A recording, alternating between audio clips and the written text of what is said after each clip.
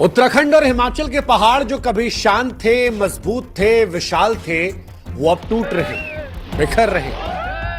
कभी जिन पहाड़ों की चुप्पी सुकून देती थी, आज वो चुप्पी डराने वाली है। उन ऊंचे पहाड़ों में अब गहरी दरारें हैं, उनकी खामोशी में दर्द है, उनकी चट्टानों पर अब जख्म है। अब पहाड़ों पर बारिश सिर्फ मौसम नहीं लाती, तबाही को भी लाती है। पानी के साथ वो लाशें भी बहाती है, घर जमीन सब समा जाते हैं, सड़कें मिट्टी में घुल जाती हैं, पेड़ जड़ों समेत उखड़ जाते हैं। मानो पहाड़ों पर बारिश की चेतावनी दे रही है कि अब इंसान संभल जाए। हिमाचल प्रदेश में इस साल 75 लोग मर चुके हैं, 30 लापता हैं। उत्तराखंड में 22 की मौत हो चुकी है, 8 के बारे में कोई जानकारी नहीं। ये सिर्फ आंकड़े नहीं हैं, ये वो चीखें हैं जो अब पहाड़ों के मलबे में दबी पड़ी हैं। बीते एक हफ्ते की बात की जाए तो 16 बार पहाड़ दरके हैं, मतलब हर दिन में 2 बार हिमालय टूटा है। जैसे मानो हर रोज वो कह रहा है कि अब और नहीं हो सकता। और ये सब कुछ अचानक नहीं हुआ, ये किसी प्राकृतिक चमत्कार का असर नहीं है,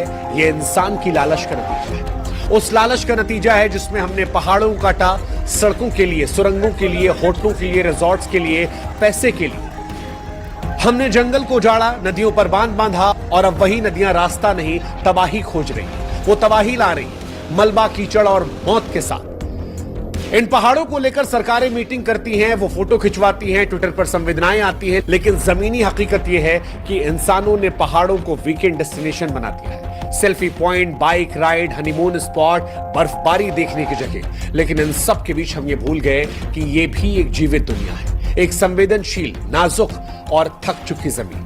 हमें आपको ठंडी हवाएं चाहिए, नजारे चाहिए, रोमांच चाहिए, लेकिन पहाड़ों की जिम्मेदारी नहीं। और शायद यही वजह है कि पहाड़ इन दिनों जवाब दे रहे हैं।